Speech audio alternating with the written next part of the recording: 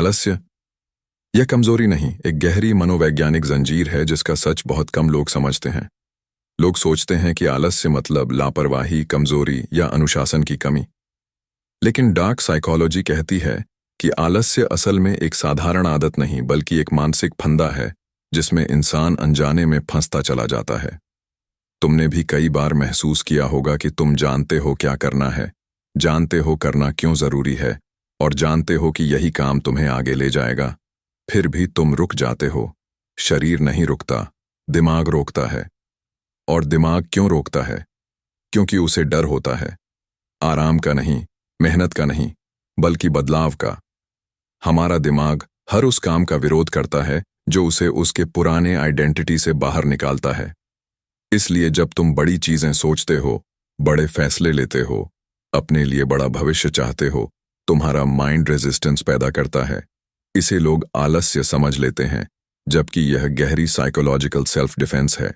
मन कहता है कि बाहर जाओ, मेहनत करो, युद्ध में उतरो, लेकिन सबकॉन्शियस मन कहता है कि रुक जाओ, नहीं तो तुम बदल जाओगे। और बदलाव ही इंसान को सबसे ज्यादा डराता है। आलस्य अक्सर उन लोगों में नहीं आता जो कमजोर हैं, बल्कि उन लोगों में आता है जो अपने अंदर फायर लेकर पैदा हुए थे। क्यों? क्योंकि जिस इंसान के अंदर ज्यादा पोटेंशियल होता है, उसी का दिमाग उसे ज्यादा रोके रखता है। दिमाग चाहता है कि तुम प्रेडिक्टेबल जीवन जियो जिसमें कोई रिस्क ना हो, लेकिन वॉरियर जैसे पुरुष रिस्क नहीं, ग्रोथ को चुनते हैं। और यही कॉन्फ्लिक्ट आलस्य बनकर सामने आता है। बहुत बार तुम काम नहीं इसलिए टालते कि तुम लेजी हो, बल्कि इसलिए कि तुम में बड़ा बनने की क्षमता है। और दिमाग इसी क्षमता से डरता है।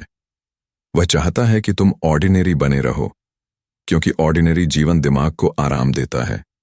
लेकिन एक्स्ट्राऑर्डिनरी बनने के लिए तुम्हें उसी दिमाग से लड़ना पड़ता है। इसलिए आलस्य तुम्हारी कमजोरी नहीं, यह तुम्हारी उस शक्ति का प्रमाण है जिससे तुम्हारा मन खुद डर रहा है। अब तुम्हें समझना होगा कि आलस्य का इलाज काम नहीं है, आलस्य का इलाज अवेयरनेस है। एक बार तुम समझ लो कि यह रेजिस्टेंस तुम नहीं हो, बल्कि तुम्हारे माइंड का सर्वाइवल मैकेनिज्म है, तभी तुम उसके ऊपर उठ सकते हो। और जो इंसान अपने माइंड के रेजिस्टेंस को हरा देता है, दुनिया का कोई भी रेजिस्टेंस उसे नहीं रोक सकता। आलस्य की असली जड़, क्यों तुम्हारा माइंड खुद तुम्हें रोकता है, और इसे तोड़ने का साइकोलॉजिकल तरीका क्या है? Plus powerful CTA। यह समझना आसान है कि आलस्य कमजोरी नहीं, रेजिस्टेंस है। लेकिन अब तुम्हें यह जानना होगा कि यह रेजिस्टेंस आता कहां से है। तुम्हारा माइंड हर उस काम का विरोध करता है जो तुम्हारी आइडेंटिटी, कंफर्ट या एस्टैब्लिश्ड पैटर्न्स को तोड़ता है। मन का पहला काम है सरवाइव करना, ग्रो करना नहीं।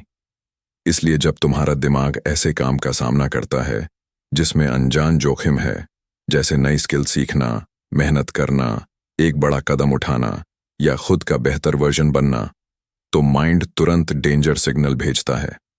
ये डेंजर वास्तविक नहीं, मेंटल इल्यूजन है। लेकिन दिमाग इल्यूजन और रियलिटी में फर्क नहीं करता, इसीलिए वह तुम्हें रोक देता है।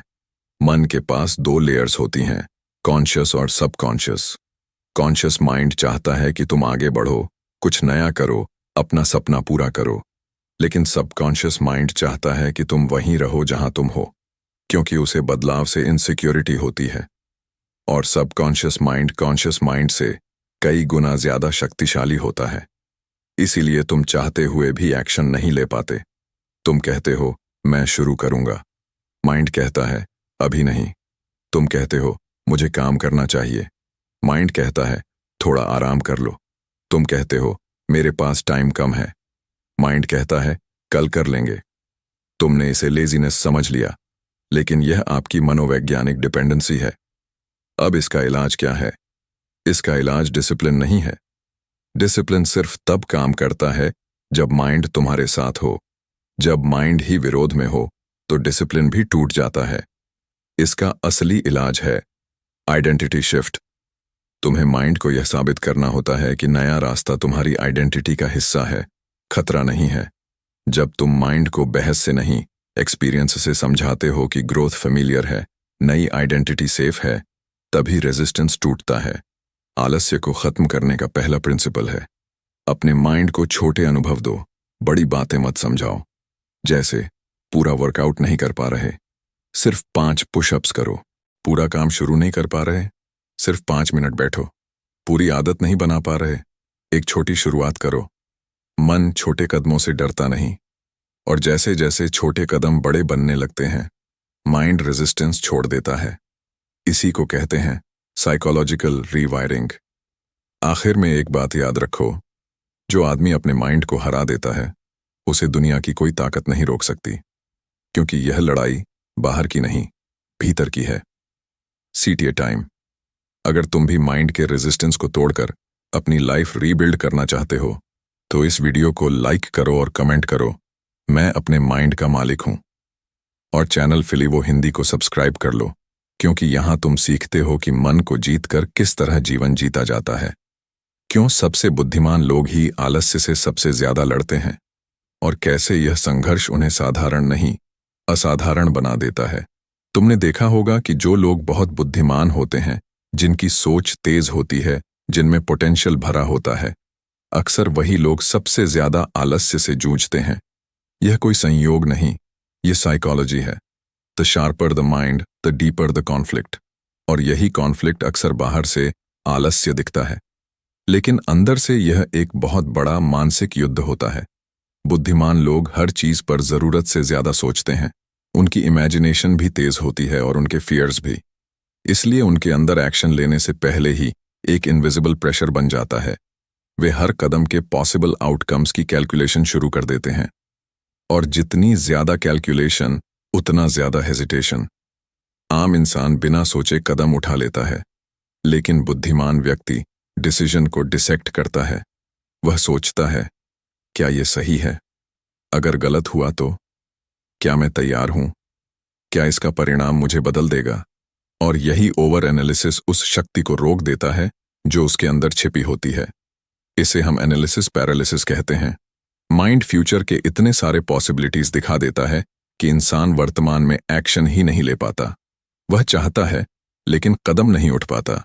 बाहर से लगता है कि वह लेजी है, लेकिन अंदर वह लड़ रहा होता है, खुद से, अपने डाउट्स से, अपनी एक्सपेक्टेशंस से। दूसरी वजह यह है कि बुद्धिमान लोग अपने स्टैंडर्ड्स खुद ही बहुत ऊंचे रखते हैं। वे चाहते हैं कि उनका पहला कदम ही परफेक्ट हो, फ्लॉलेस हो, इम्पैक्टफुल हो। लेकिन परफेक्शनिज्म एक्शन का सबसे बड़ा दुश्मन है।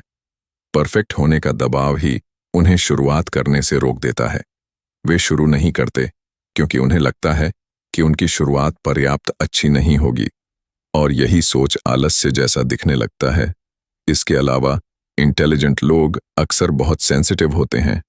उनका माइंड गहरी बातों को पकड़ता है, इमोशंस जल्दी अब्जॉर्ब करता है, और दुनिया की कॉम्प्लेक्सिटी को जल्दी समझ लेता है। इसलिए उनका माइंड जल्दी एग्जॉस्ट भी होता है। जितनी तेज सोच, उतनी ही जल्दी मेंटल फटीग।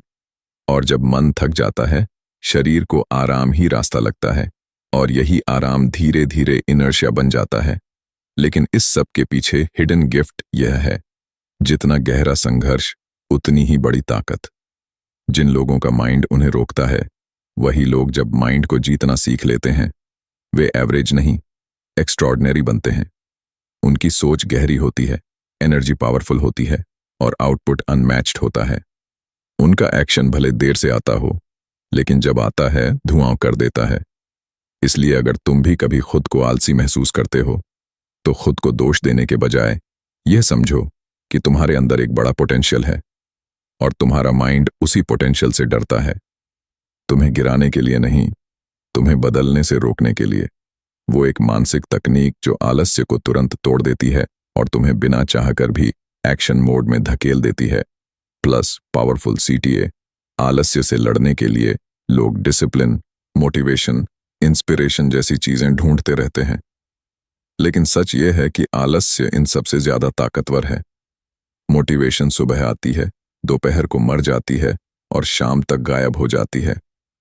डिसिप्लिन बहुत समय तक टिकता नहीं जब माइंड बार बार रेजिस्टेंस पैदा कर रहा हो। लेकिन डार्क साइकोलॉजी एक ऐसा तरीका बताती है जो आलस्य को जड़ से काट देता है, और वह तरीका है आइडेंटिटी ओवरराइड। आइडेंटिटी ओवरराइड का मतलब है दिमाग को यह महसूस कराना कि तुम वो इंसान नहीं रहे जो टालता है, डरता है या झिझकता है। तुम वो व्यक्ति बन चुके हो जो एक्शन लेता है, चाहे मन माने या न माने। मन हमेशा पुराने वर्जन को बचाने की कोशिश करता है, लेकिन एक्शन हमेशा नए वर्जन को जन्म देता है।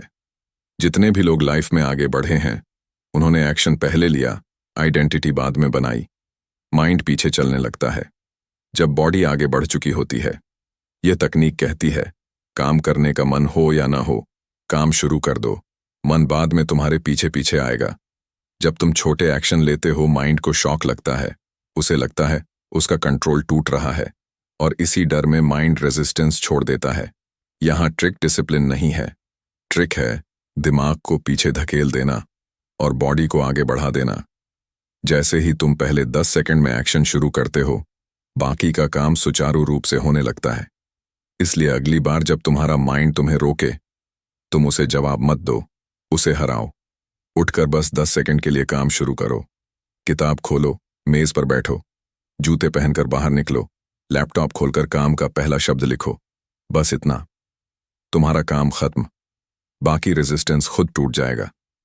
यह 10 सेकंड रूल दिमाग की सबसे गहरी साइकोलॉजिकल वॉल को तोड़ देता है, क्योंकि तुम उसे सोचने का समय ही नहीं देते। एक्शन पहले आता है, मोटिवेशन बाद में। एक्शन पहले आता है, क्लैरिटी बाद में। एक्शन पहले आता है, एनर्जी बाद में। और एक्शन पहले आता है, आइडेंटिटी बाद में। यह तकनीक आलस्य से लड़ाई नहीं करवाती, यह लड़ाई को खत्म कर देती है, क्योंकि माइंड को हराने का सबसे बड़ा तरीका है उसे इग्नोर करना और कदम उठा लेना। एक बार तुम माइंड को यह सिखा दो कि एक्शन तुम डिसाइड करते हो, माइंड नहीं, तो तुम अनस्टॉपेबल बन जाते हो। CTA time.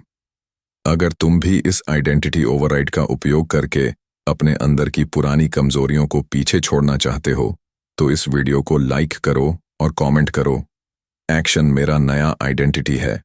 और चैनल फिलीवो हिंदी सब्सक्राइब कर लो, क्योंकि यहाँ तुम सीखते हो कैसे मनुष्य से वॉरियर बनना है।